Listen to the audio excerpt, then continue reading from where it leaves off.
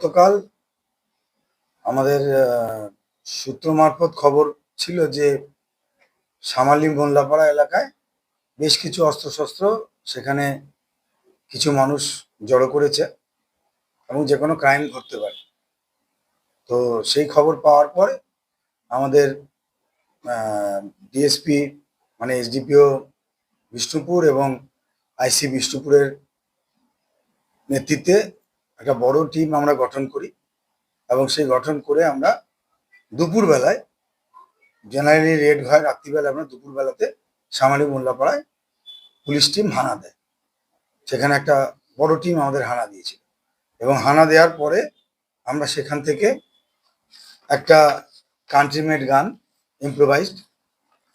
দুটো হচ্ছে 7mm আপনারা দেখতে পাচ্ছেন এখানে আছে, এবং তার সাথে 4টে আমরা ডাবল ব্যারেল গান আমরা উদ্ধার করি এবং প্রচুর অ্যামুনেশন, যেগুলো ডাবল ব্যারেলের অ্যামুনেশন আছে, 7mm অ্যামুনেশন আছে, সেটা পাই এবং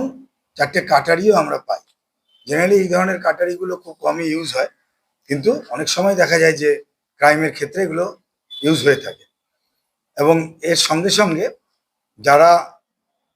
এই অস্ত্রগুলো রেখেছিল সেরকম আমরা কয়েকজনকে